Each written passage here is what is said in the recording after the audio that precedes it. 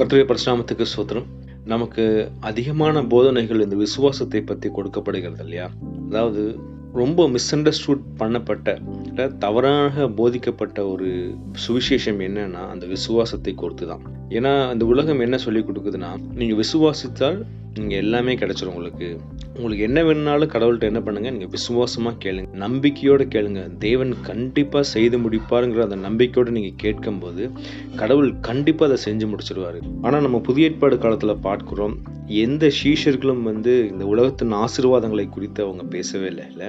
இந்த உலகத்துல அவங்க நினைச்சிருந்தா எவ்வளோ பெரிய வீடுகள் கட்டி எவ்வளோ ஒரு பணக்காரராக வாழ்ந்திருக்கலாம், தேவனுடைய வார்த்தையை சொல்லி அவங்க நிறைய பணம் சம்பாதிச்சிருக்கலாம். ஆனால் எல்லாருமே அவங்களுக்கு என்னன்னா, இந்த உலகத்தை விட்டு என்னைக்கு நம்ம சீக்கிரமாய் பரத்துக்கு போவோம், என்னைக்கு இயேசு கிறிஸ்துவ கூட இருப்போங்கிற அந்த ஆசை தான் இருந்தது. அதை குறித்து தான் அவங்க பேசி கொண்டிருந்தாங்க. அதனால நம்மளும் இந்த விசுவாசத்தோடு நம்ம என்ன கேட்கிறங்கிறது ரொம்ப முக்கியமான காரியம். விசுவாசத்தோட என்ன கேட்கணும்னு சொல்லி நம்ம வேதத்தை தியானிச்சா நமக்கு நிறைய ஒரு வெளிப்பாடுகள் கிடைக்கும். அதில் ஒரு முக்கியமான ஒரு வசனம் என்னன்னா, யாக்கோபு 1:5 நீங்கள் வாசிங்கன்னா, உங்களில் ஒருவன் ஞானத்தில் குறைவுள்ளவனாய் இருந்தால் யாவருக்கும் சம்பூர்ணமாய் கொடுக்கிறவரும் ஒருவரையும் கடிந்து கொள்ளாதமுடைய தேவனிடத்தில் கேட்க கடவன், அப்பொழுது அவனுக்கு கொடுக்கப்படும்.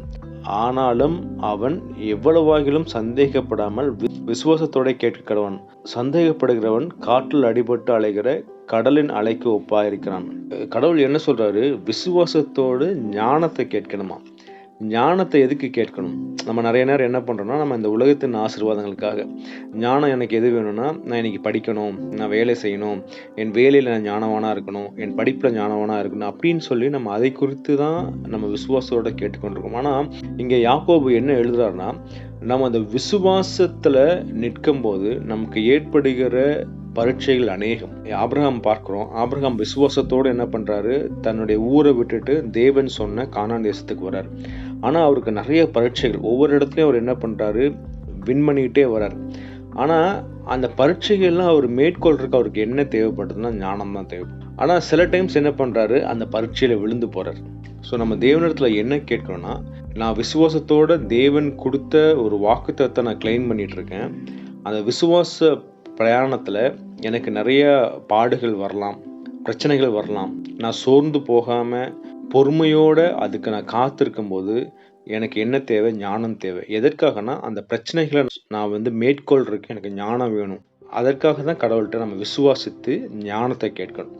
ஞானத்தை நம்ம எப்படி கேட்கணும்னா, சந்தேகப்படாமல் கேட்கணும்னு சொல்லி போட்டிருக்கு. நிறைய நேரம் என்னன்னா, நம்ம ஒரு பிரச்சனைகளை பார்த்துட்டு அந்த பிரச்சனையை விட தேவன் சிறியவர் அப்படின்னு நினச்சிட்டு நம்ம என்ன பண்ணுறோம், அந்த விசுவாச குறைச்சல் நமக்கு வந்துடுது. ஏன்னா நம்ம தேவன் மேலே